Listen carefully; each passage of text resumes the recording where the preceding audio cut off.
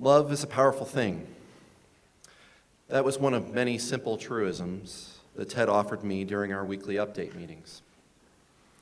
We would often start our meetings with various issues and projects at work, but our conversations sometimes veered toward exchanges about life, usually with me listening and Ted sharing. As changes were happening in my own life, Ted's 5 simple words, "Love is a powerful thing," were his gentle way of saying everything would be all right. Ted was a regular purveyor of wisdom to those he worked with.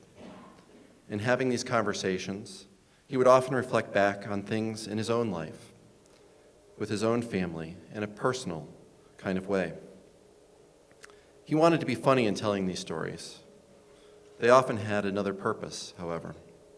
You see, Ted told many of us of the struggles in his life, including the many medical challenges that he faced, because he believed that part of leadership is the willingness to express vulnerability. In an era when many people see part of leadership as being adversarial and strong-willed, he knew that by sharing his own life, his own struggles, that he could often bridge a divide that couldn't be surmounted in other ways. In the midst of our own heated community debate about whether to consolidate 911 dispatching centers, he was quick to say that no one cared more about the quality of our dispatching services and first responders than him, because he had been carried out of his own house on a gurney. This was the kind of thinking that at once was deeply personal and made him seem vulnerable, but was also incredibly bold. And it's part of what resonated with people with whom he interacted. It was also part of what drew and inspired so many people that worked for him. Alan Thompson, a firefighter who was one of the crew who transported Ted from the second floor of his house during a cardiac event 6 or 7 years ago, said that he bumped into Ted and Carol at a high school football game some months later. Carol was quick to say that she didn't think that they had ever met before, to which Ted, without missing a beat, said, "Carol, you should remember him. He's been in your bedroom before."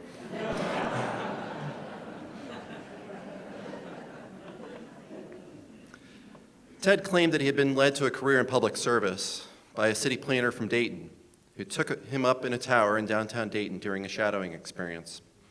At once, they could see projects throughout the city that were in development and that would be emerging in the forthcoming years. He suddenly saw this world of cities and their development that opened his eyes to local government as a possible career. But I believe this is only part of the story. He was also someone who cared deeply about people and service to others. This orientation came from his family and was deeply ingrained in who he was as a human being. I always sensed that his own health challenges made him more compassionate with the struggles of others and allowed him to see people presenting issues and community challenges on a more human level. That this Kennedy-era kid saw public service as the natural path to serve others is to all our good fortunes. Ted's is the kind of leadership that lingers with you. Early in his career with Upper Arlington, in the face of what I imagine to be grueling nighttime dialysis sessions and the hope of an organ transplant perhaps on the horizon, he set the stage for a campaign to increase the city's income tax and secure its long-term future. Even in the face of life-threatening medical challenges, he sacrificed for us and moved our community forward. In the realm of city managers, this is the stuff of legends. But on a more regular basis, he influenced the thinking and direction of those around him through his words of encouragement and his expressions of caring, which made it clear that the pressing issues of work were not always the most important part of the relationships he fostered. I wish he could be here to reach behind his desk just one more time to remind us, probably much to our exasperated annoyance, of all the polls that have been done telling us that we were on the right track despite the 1 or 2 people who showed up at a city council meeting to critique our direction. I wish he could be here to crack a joke, as he often did, to lighten the mood during a difficult meeting or conversation. 5 years ago, when I interviewed for this job, we had an early morning meet and greet with department directors at 7:30 in the morning. I got there early, and Ted was sitting by the front door, probably noting who came in early and who was not early. And he proceeded to ask me if I'd heard the joke about the old man who interviews with the HR director. The HR director says, "Your resume is fantastic. You're a perfect fit for this job. Do you have any shortcomings?" "Well," says the old man, "I'm too honest." To which the HR director says, "I don't really see that as a shortcoming. That might be an asset in this position." To which the old man replies, "I don't give a damn what you think."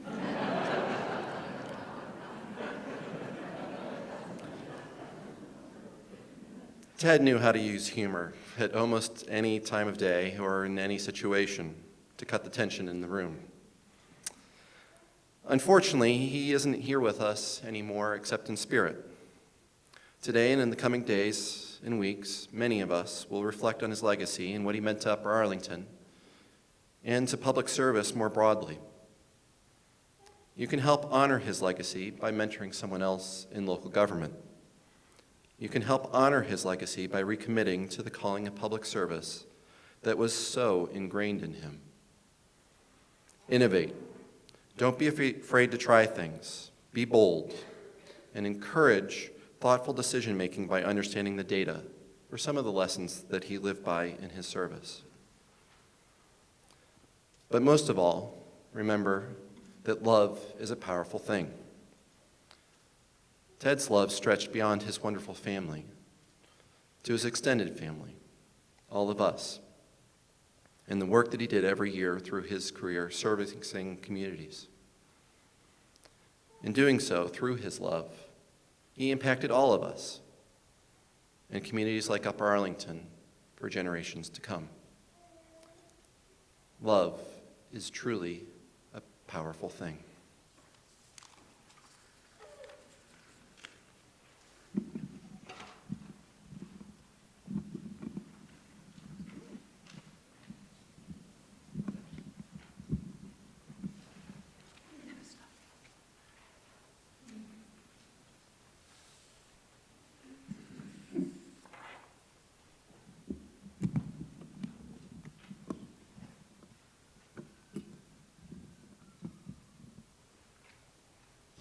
Is this okay? Good afternoon. I'm Ted's sister, Stephanie. Carol has invited me and my sister Jane and me to speak today, to say a few words about our brother Ted on behalf of his sisters and brothers and sisters-in-law who are here today. The challenge of this request was the few words bit, as there are so many that can be said about this truly special man, and also there are no words that can ever adequately describe him or our loss. In the past days, it has been heartwarming to meet so many people who enjoyed, admired, and truly loved our brother. Numerous friends, work colleagues, neighbors, childhood pals, and wider family have called or written, visited in person, each with their message of encouragement, support, and now condolence. This outreach has not been confined to the days since Ted passing, but has been a constant since his admission to hospital this autumn. Food's been made, companionship extended, countless gestures of kindness and true friendship. Carol and Paul and Ben have been so touched, and we, all of us, say thank you for your dedicated thoughtfulness and love. Placed around the room yesterday at the funeral home and today are his awards, commendations, various photographic displays that together with the thousands of words written about him in the press and on social media have combined to create a pop-up TED museum. The overwhelming theme of which is the inspiration he was to many and the esteem and affection felt for him by everyone. This has been so gratifying for Carol and Paul and Ben and for his family, and it's caused me to reflect, how did that inspirational man develop from the noisy, messy baby and rowdy child and cheeky teenager of our collective childhoods?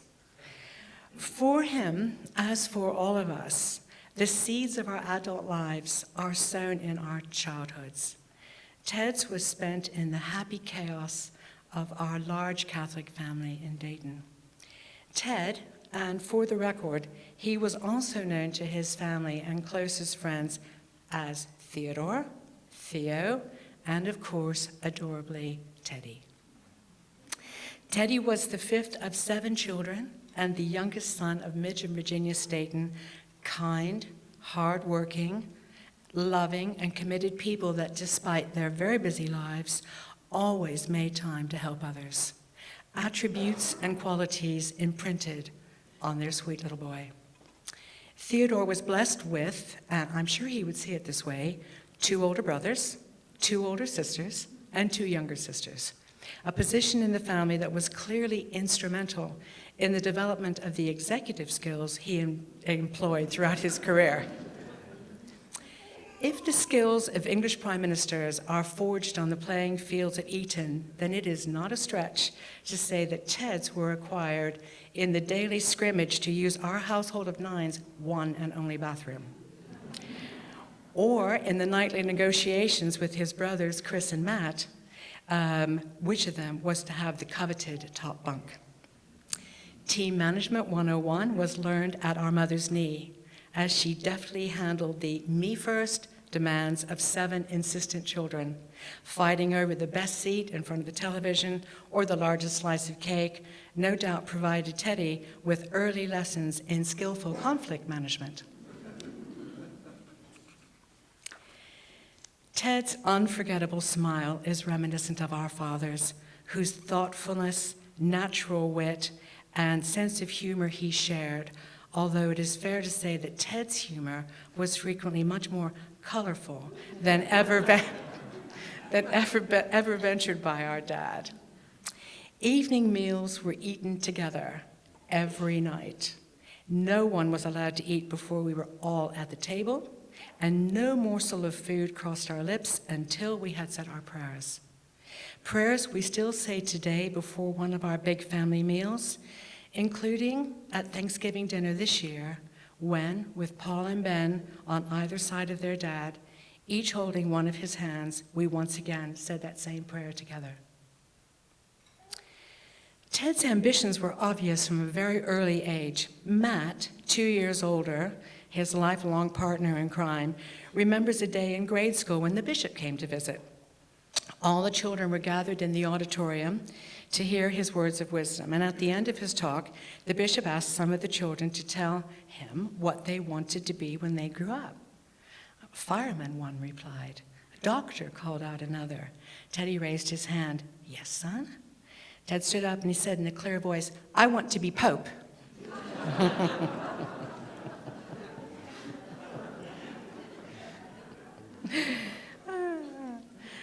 Ted was a loving, generous, and appreciative son. Our parents were justifiably proud of him, but most of all, they just plain enjoyed him. In 1994, when our father died, Ted drew the short straw for the job of delivering Dad's eulogy. We all wanted to do it, but none of us felt we'd get through it, so Ted volunteered. He, of course, did an outstanding job. I read the text of his tribute to Dad a few days ago, and I was struck at the similarities between what he had written for Daddy and how much his words could equally be applied to himself. Ted said, the most important thing to Dad was his family. Nothing gave him greater pleasure than to have his whole family together, even though the noise could be deafening. That was also true of Ted. He put time and energy into making time for his family, visiting us, London, Dallas, Chicago, Dayton, and he stayed on top of what was going on in our lives and the lives of our children and our grandchildren. He was also, of course, great fun to be with. and a great friend to each of us. A brother, yes, but also a true friend. Throughout his life, he brought us many treasures. Chief among those was the addition to our family of his wonderful wife, Carol, whom he adored and who gave him such happiness and fulfillment. Another quote from Ted's tribute to Dad is again apt. If there was a high point in Dad's life, it was his wife. He often told us that Mom was the best thing that ever happened to him. How special to have this kind of love between two people. We should all be so lucky. And of course, that exact same luck came Ted's way only a few months later when he met his Carol. Son, brother, husband, and perhaps most important of all, father. Paul and Ben, you were the light in his life. He was thrilled beyond measure when each of you arrived in their lives. And he was never happier than when he was with you both and your mom, being family.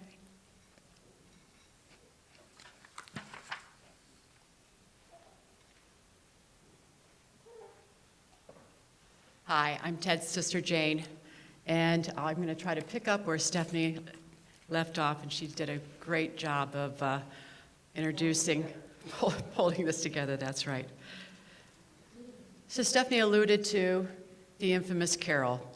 In 1994, our sister-in-law Debbie introduced Ted to Carol, our vibrant, beautiful Carol Hewlett-Brock. Shortly after they met, Ted and Carol were visiting in Chicago, where my family lives. Jeff and I were out to dinner with Ted and Carol, and when Carol went to the ladies' room, Ted told me, I'm going to marry her. Little did Carol know what was in mind, but several months later, they were engaged and married shortly after that. They were a couple made for each other. They shared so many common interests: golf, travel, good friends, and most importantly, love of family. It's no secret that Ted was an avid Ohio State fan.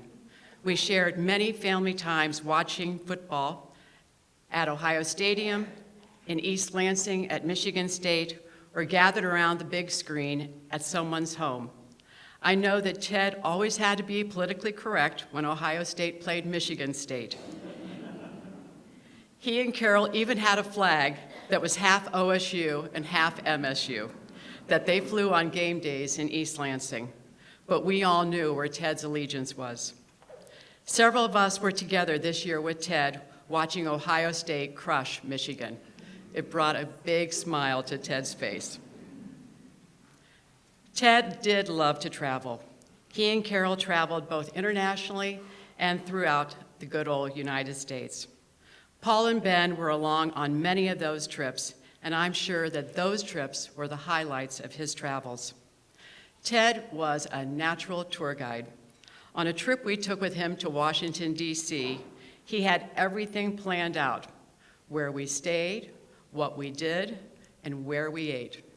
Every meal was memorable and not inexpensive.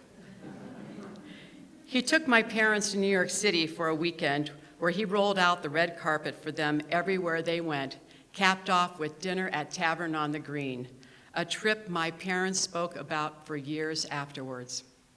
He accompanied our mother to Germany to see some of her distant relatives.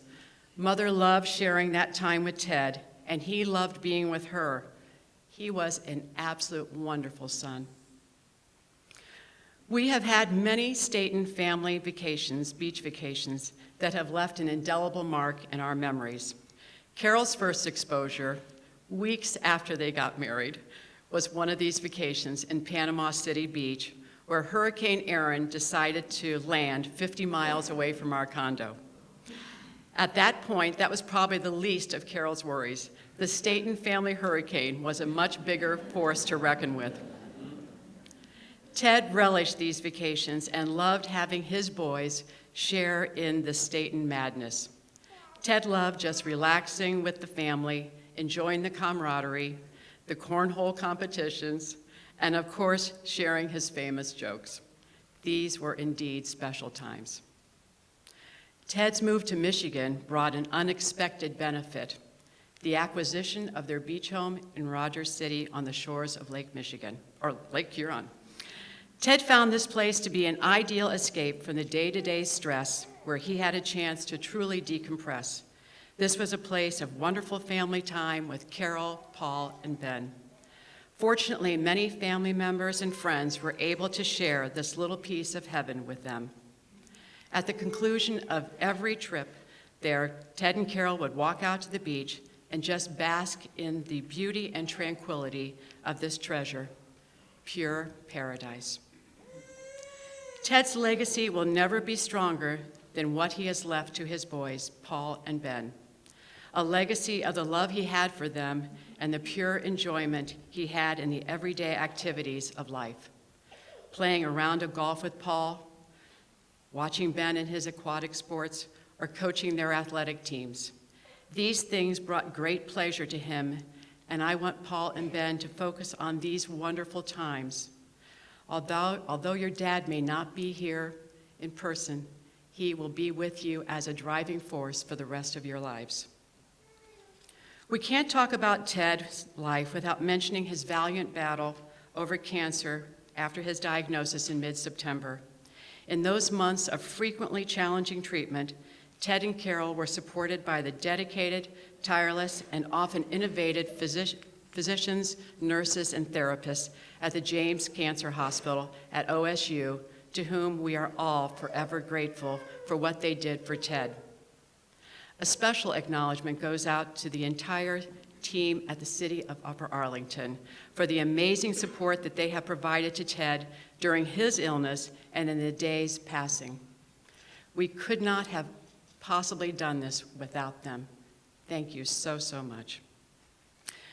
Ted never had the retirement party that would have provided him with the platform to thank you personally for contributing to his success and the personal gratification he received during his tenure at Upper Arlington. Ted would also want me to acknowledge the devotion shown to him by both his family and beyond, who made frequent and sometimes lengthy journeys to be by his side during his illness. Numerous devoted friends and colleagues saw to it that Carol and the boys were not alone and that Ted knew that we were there for him. I would like to mention them all by name, but the list is a long one. A list of caring support headed most notably by Carol, who was by his side every day of every turn and on his many health journeys throughout their marriage. Ted was a fighter, and I believe his sheer will helped him overcome countless hurdles. I read this recently, and it made me think of Ted. Life is the opportunity God has given us to make an impact. I know that Ted has made a lasting impact on our lives and so many others. The sentiments that have been shared over the course of the past few days simply confirm that. A life truly well lived. He will be missed greatly.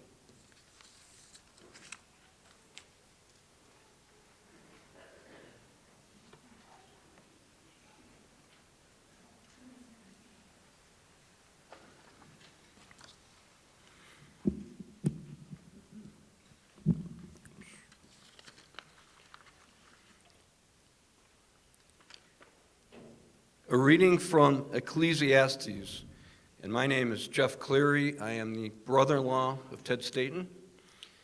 There is an appointed time for everything, and a time for every affair under the heavens. A time to give birth, and a time to die. A time to plant, and a time to uproot the plant. A time to kill, and a time to heal, a time to tear down, and a time to build, a time to weep, and a time to laugh, a time to mourn, and a time to dance, a time to scatter stones, and a time to gather them, a time to embrace, and to be far from embraces, a time to seek, and a time to lose, a time to keep, and a time to cast away, a time to rend, and a time to sow, a time to be silent, and a time to speak, a time to love, and a time to hate, a time of war, and a time of peace. God has made everything appropriate to its time, but has put the timeless into their hearts to see they cannot find out from beginning to end the work which God has done. I recognized that there is nothing better than to rejoice and to do well during life. Whatever God does will endure forever. There's no adding to it or taking from it. Thus has God done that he may be revered. What now is has already been. What is to be already is. God retrieves what has gone by.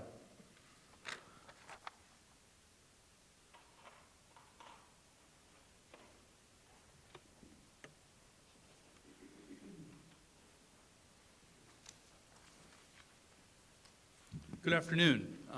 My name is George Sedaris, and I'm a friend of Team Staton, and have been for many years. I first met Ted over 40 years ago at Wright State University. We were both involved in student organizations. He was the university board chairman, which was a student-driven program and activities organization, and I was the elected student caucus chair. To put the relationship in context, I was the elected official. He was the public administrator. Can anybody see this emerging trend? So Ted came on my radar very early in my tenure when he was promoting a concert by Donald Byrd and the Blackbirds. He lost $10,000, a princely sum in 1975. I launched an investigation into this egregious matter. During the question and answer period, Ted proved to be a worthy adversary, demonstrating a command of the facts, well-spoken, and for a child of the 70s, incredibly well-dressed and had perfect hair.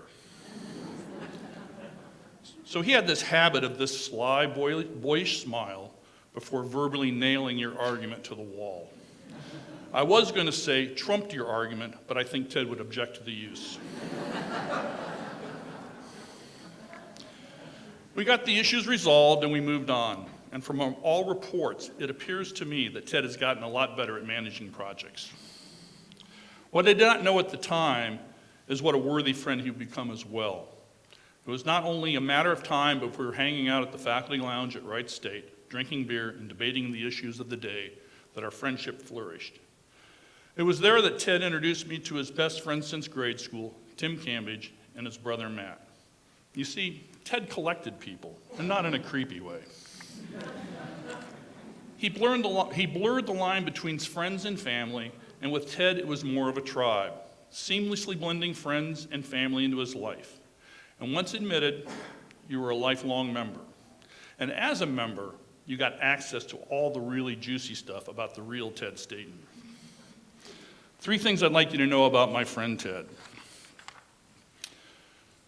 Number 1, we're not sure who originally noticed that he had a very, very slight resemblance to Harrison Ford.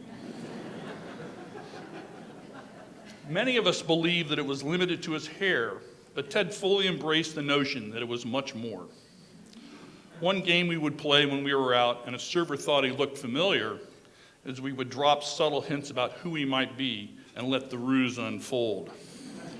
You could make an entire evening of this activity.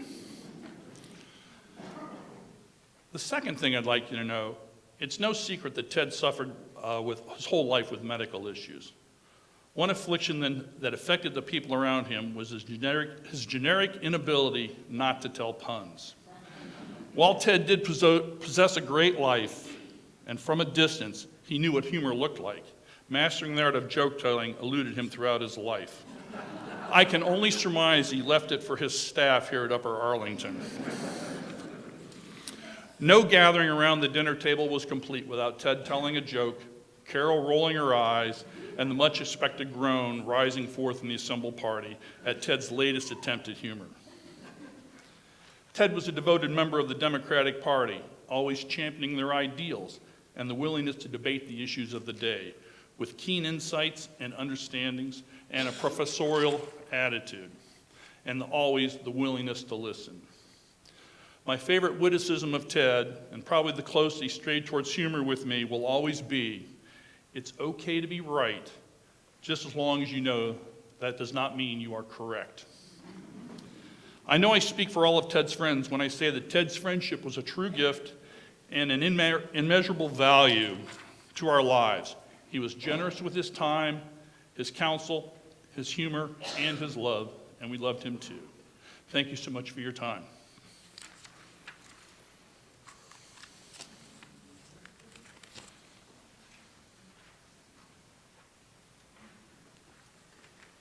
I'm Jim Eulenbrock, one of Carol's brothers, one of Ted's brother-in-laws. Much of my public speaking experience dates back to elementary school, Catholic school, having to lecture, being given readings that contained names I had no idea how to pronounce, cities I had no idea how to pronounce. So I was a little bit leery when the Staton family asked me to present the following reading regarding Ted. With that said, I want to thank Jane, Stephanie, Claire, all of you for giving me something fairly simple. I don't see a word over 12 letters, and I'm fine with that. Having said that, I am honored to present the following reading regarding Ted. When we are weary and in need of strength, when we are lost and sick at heart, we remember him. When we have a joy to crave or share, when we have decisions that are difficult to make, when we have achievements that are based on his, we remember him. At the blowing of the wind and in the chill of winter, at the opening of the buds and in the rebirth of spring, we remember him. At the blueness of the skies and in the warmth of summer, at the rustling of the leaves and the beauty of autumn, we remember him. At the rising of the sun and its setting, we remember him. And as long as we live, he too will live, for he is now a part of us as we remember him.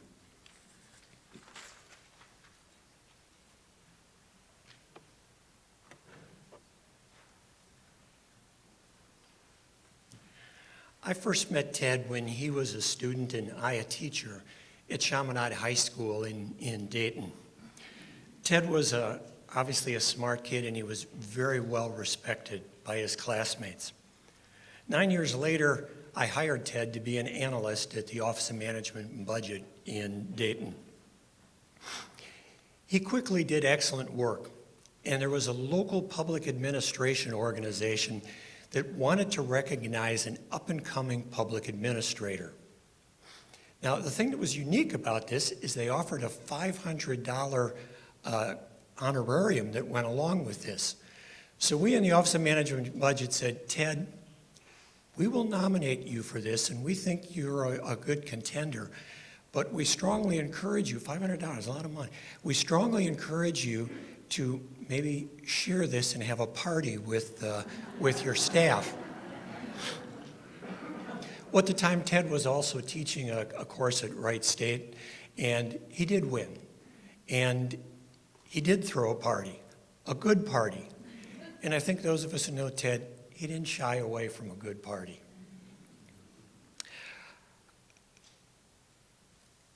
The other thing that a number of people have mentioned is Ted talking about his family. That just was a very frequent conversation of ours.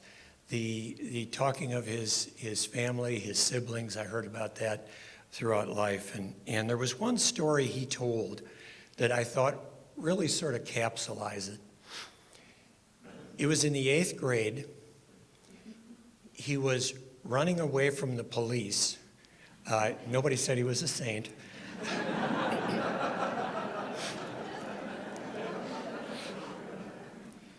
In the process, he did manage to escape. He jumped over a fence and he broke his arm. Now, he didn't want to admit to his parents what he did, so he created an alternate fact.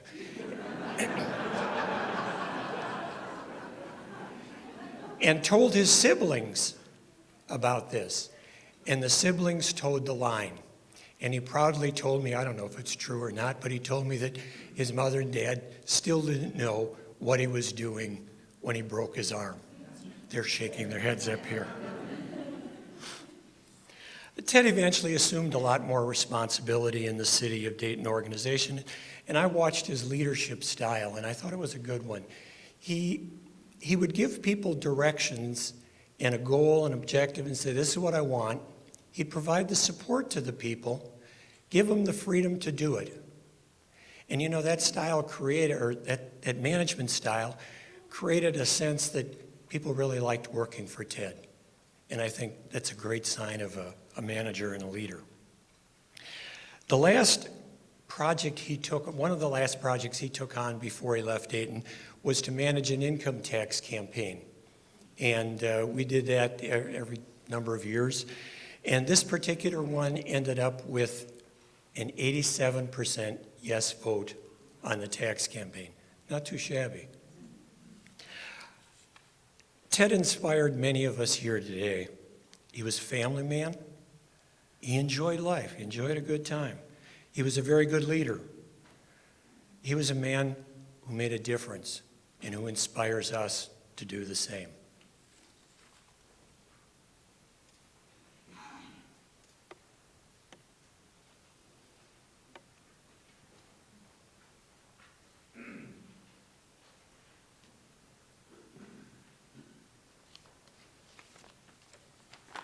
Hi, everybody. I'm Mark Meadows, the mayor of the city of East Lansing, but I don't think I'm here for that reason. I'm here because Ted and I became very, very good friends during the time that he was city manager in East Lansing.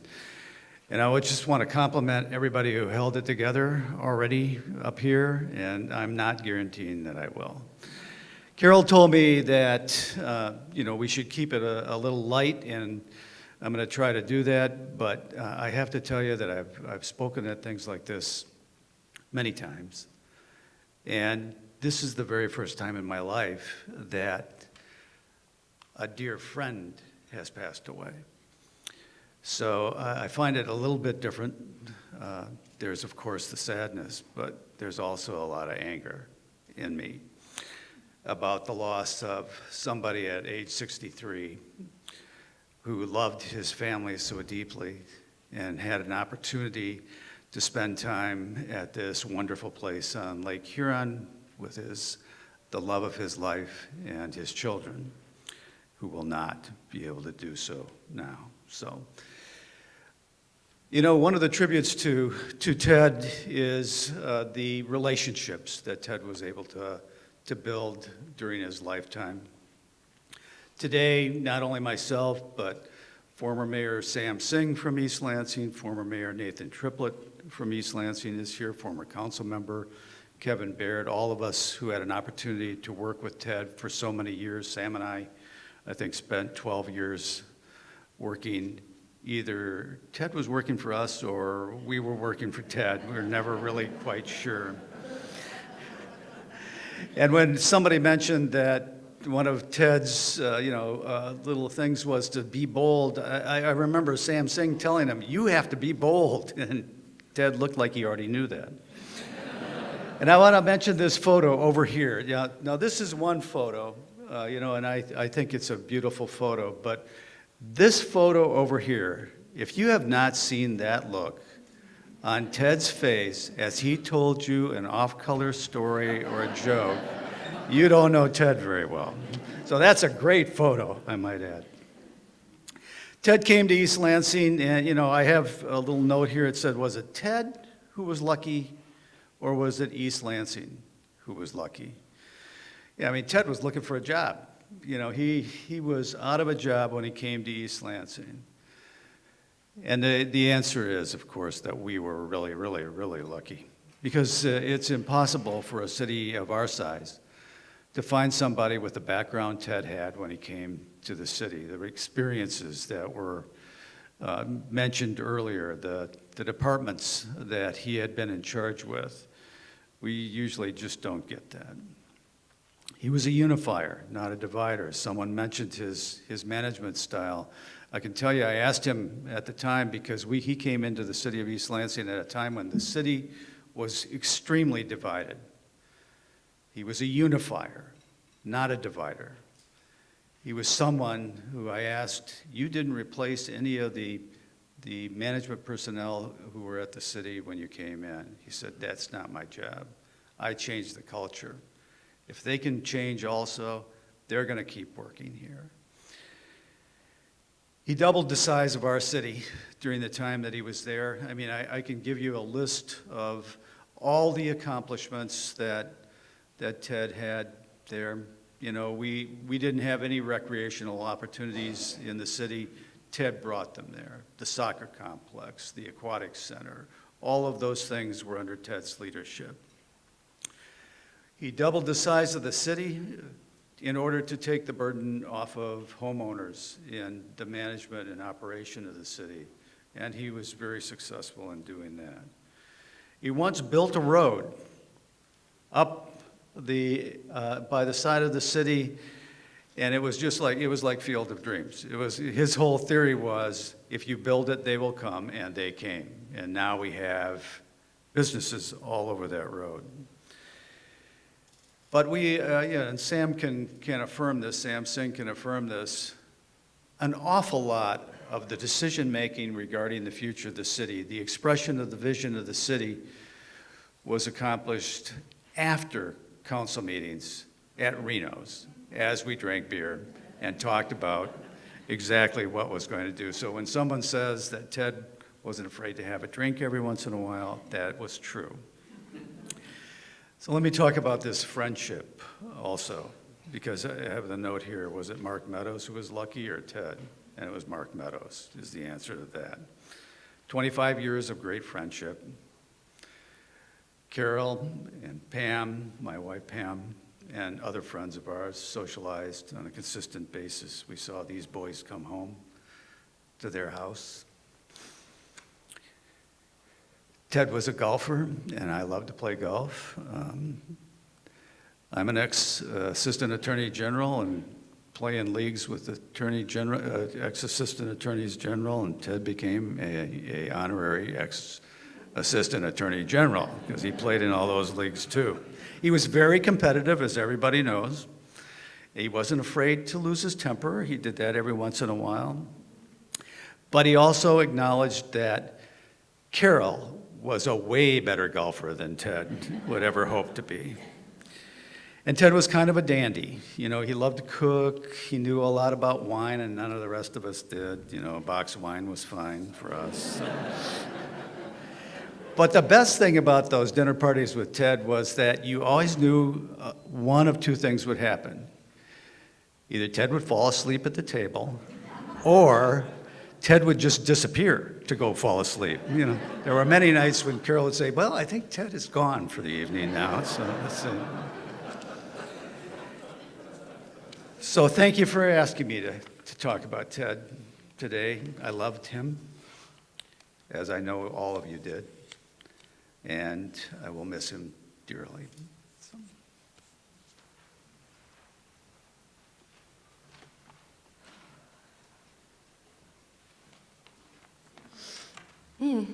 That's hard to follow.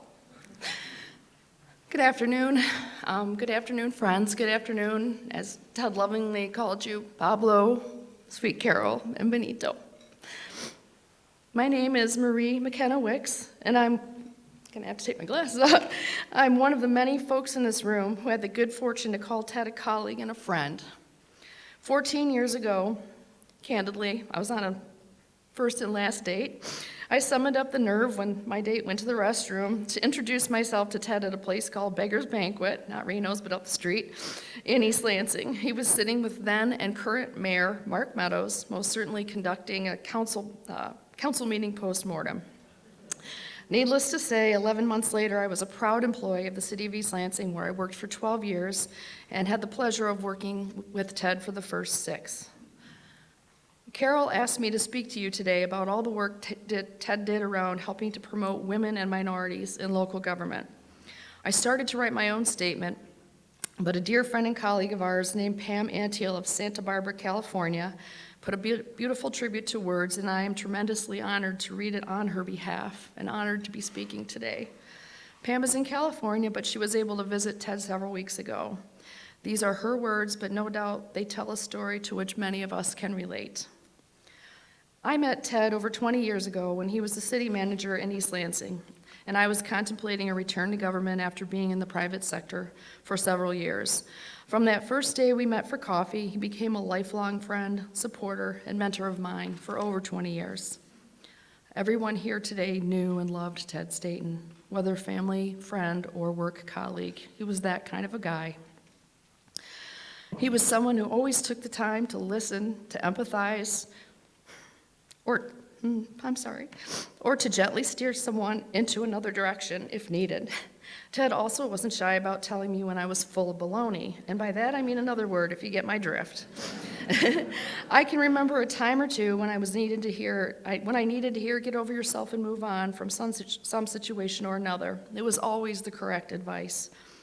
He knew the greatest power was forgiveness, and he taught me that when I felt let down by a boss or a coworker. I now pass this lesson, and others I learned from Ted, to young people coming through the ranks. I hope his legacy will live on when they in turn pass these gems on to still others too. As we all know, Ted had a ready smile and an infectious laugh. He was always open to expanding the reservation, as he liked to say, we've heard others say that today, to add a few more colleagues to the dinner table. What was one more bottle of wine anyway? And the reservation was expanded. I loved this about Ted. I learned so much from his big tent approach to welcoming people, and I strive to emulate that trait of his as I make my way through my own career. He loved local government and the people in it, and he recognized much earlier than his colleagues that women and people of color did not begin at the same starting line as his male colleagues. They started way behind them. He wanted to do something about that. He told his colleagues at the Municipal League that he wouldn't sit on a panel unless a woman or a person of color was also included. And Ted was a sought-after speaker, so this began a shift that was needed. He didn't have to do that. He was already an established city manager, but he did it anyway. He did it for us. He wanted to help correct something that he felt was unfair and unjust. Ted was caring and thoughtful in that way. After we both served on a task force to increase the number of women in local government, Ted encouraged me to begin a nationwide group for women, and the League of Women in Government was born. Ted was the first man we allowed to serve on our board and the only person to ever receive a unanimous vote. He tirelessly worked with us and made presentation after presentation on the benefits of gender balance in organizations. Ted provided me introductions to people he knew through years of public service, which helped the League raise money and underwrite programming for women. He pulled research on gender bias and talked to elected officials about the importance of inclusion and diversity. He stayed active on our board through dialysis, bypass surgery, and organ transplants. Who does that, right? Ted. He never gave up on this cause. If I could be half the person Ted was if I could be half the person Ted was in his career, I would be successful. All that being said, here's the most interesting thing that I learned about Ted. After his passing, many of us got together, by phone, email, and person to talk about Ted and how we were inspired and what we learned from him. We compared notes, and it turns out that Ted was regularly checking in on many of us through the years and consistently. How are you doing? Did you get that situation with council member so-and-so sorted out? How did the interview go? Do you need help with your contract negotiations?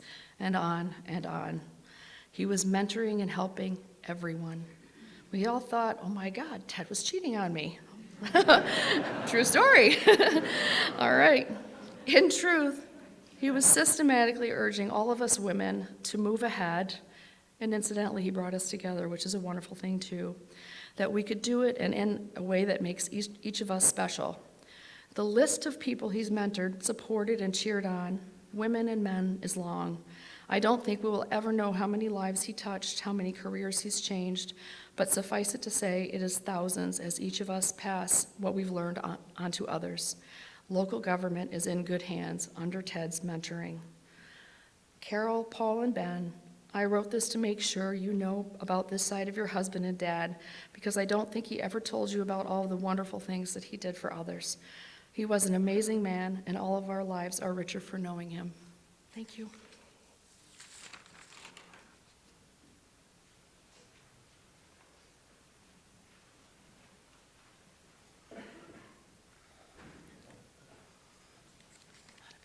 A lot of people here. Ted knew all too well how important it is to begin a public speech with a joke or a personal anecdote. This was one of the inside jokes that he and I shared, so I know as he's watching over us now, he's snickering right now. So, okay, here goes. Allow us to introduce ourselves in Ted terminology. Emma is our queen of propaganda. Closer to the mic. Suzanne is the work wife. Ted inherited both of us, and somehow we managed to trick him into keeping us around for the long haul. We have worn these monikers with pride over the years, since they speak to Ted's fondness for us. As he used to say, I only make fun of the ones I love.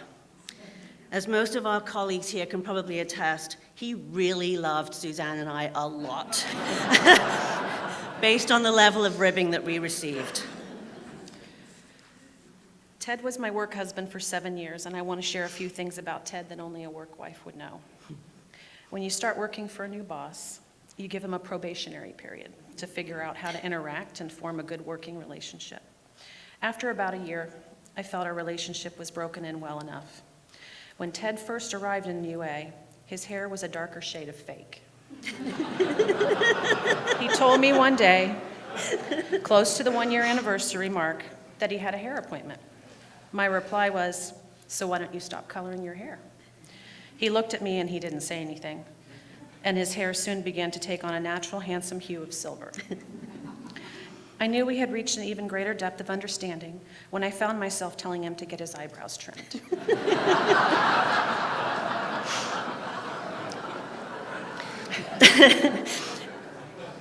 Just to put the work wife thing into perspective, as Ted and I were leaving the office together one time, Suzanne barked out his newest orders for the next day. On the way to the parking lot, Ted stated with a tone of irony in his voice, you know, sometimes I wonder who is the boss of whom. Shortly after joining the city, Ted came up to me one morning and whispered, can you take me to the emergency room? My chest feels heavy. I don't want to make a big scene. Our work marriage was still in its probationary period. Mind you, as I'm driving him to Riverside, my mind is racing. What if he passes out? What if he needs CPR? What the hell am I going to do? And I was with him in the ER when he was informed that he was having indeed a mild heart attack. He calmly handed me his wallet and watch and keys and told me to call Carol from his cell phone. We were destined to be bond. Since I am the queen of propaganda and the responsibility of penning various written materials on Ted's behalf fell to me, at our first meeting I asked him how I should refer to him in said correspondence. The deadpan reply, you can call me sir. Within a week, we had giggled over the first fart joke, and I knew at that point that we shared a similar cheesy sense of humor, and the rest was history. He dealt that joke, by the way. Oh, and George Sedaris, he always attributed his worst of the worst jokes to you. Speaking of Ted's sense of humor, I recently learned a backstory tied to the heart attack that captures the essence of Ted's tendency to throw in a wry joke at every opportunity. The day before he had a heart attack, he had been at breakfast with former Mayor Yvonne Simon. Several years later, Councilmember Sue Ralph mentioned to Ted that Yvonne had called about a city issue she wanted to address, and would he meet Yvonne for breakfast? At first, Ted said sure, and then he paused and said, wait, no, last time I met with Yvonne, I had a heart attack.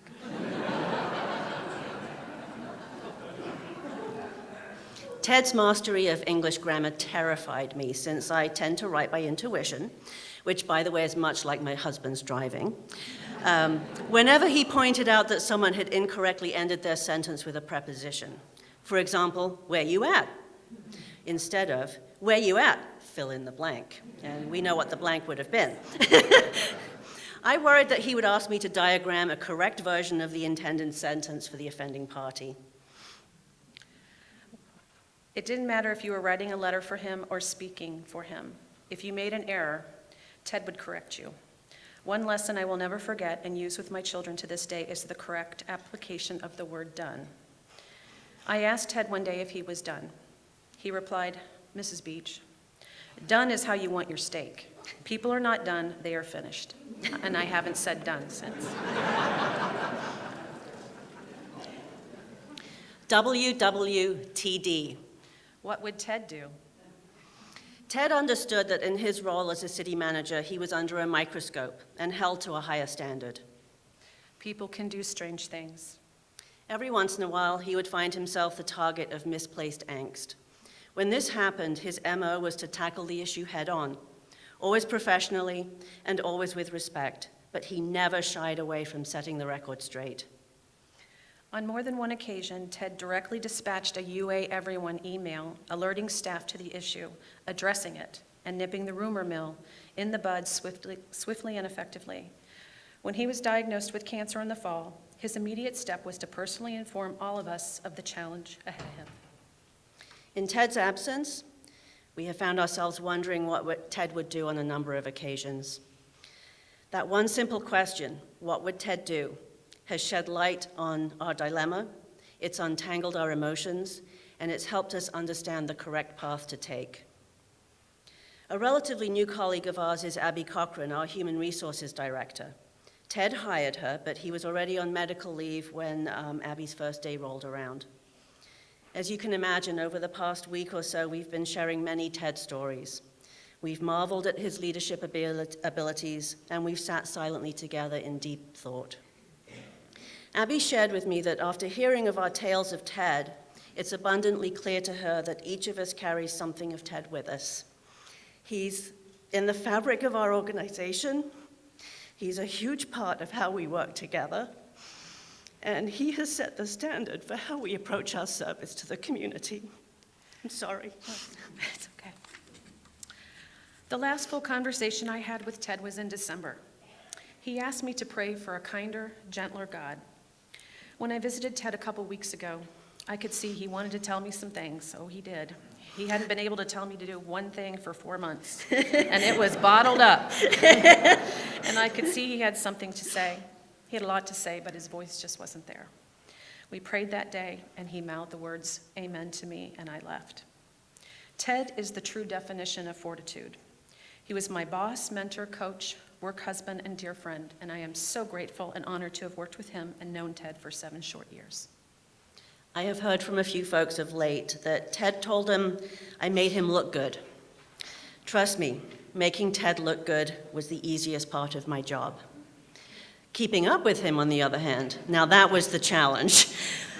How blessed we all are to have had the honor of working in service with one of the best in the community. Okay, we're done. You mean we're finished? Yeah, we're finished.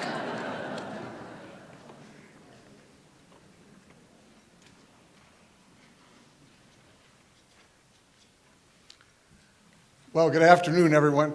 I've got to tell you, it's such an honor, and I'm so humbled to be in a room full of so much love and respect and admiration for a man.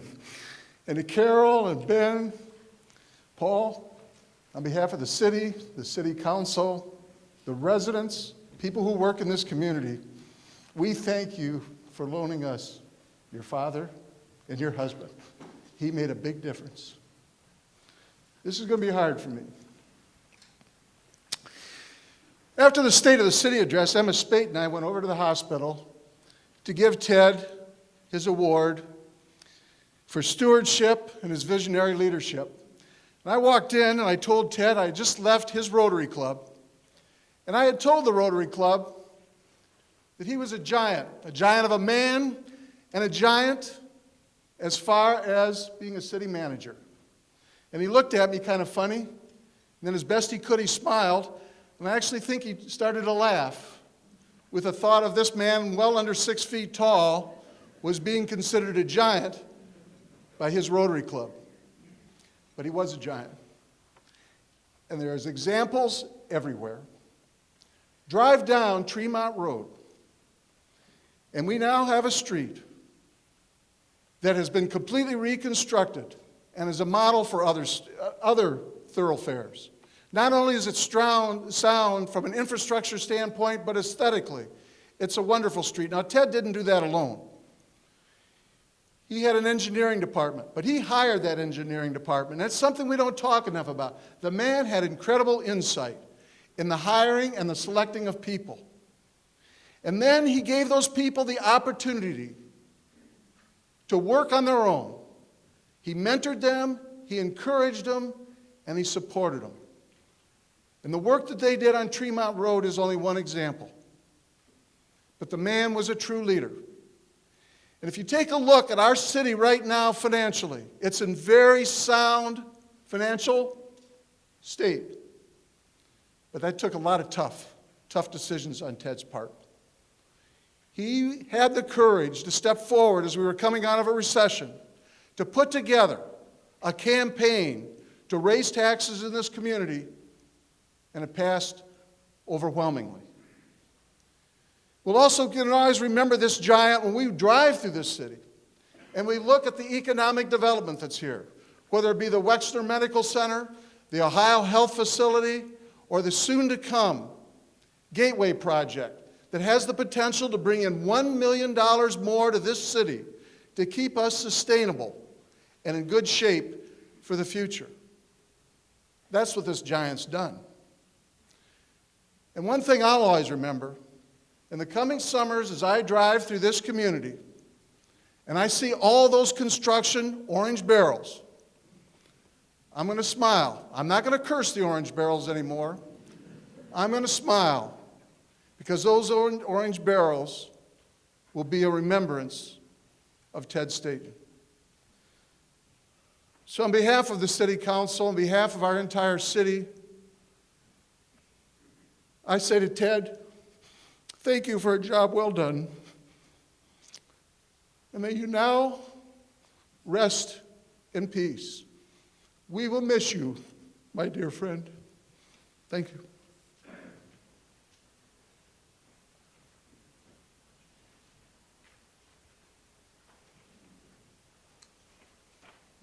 This concludes our ceremony. I would welcome everybody to join us for refreshments in the City Council chambers. So thank you very much.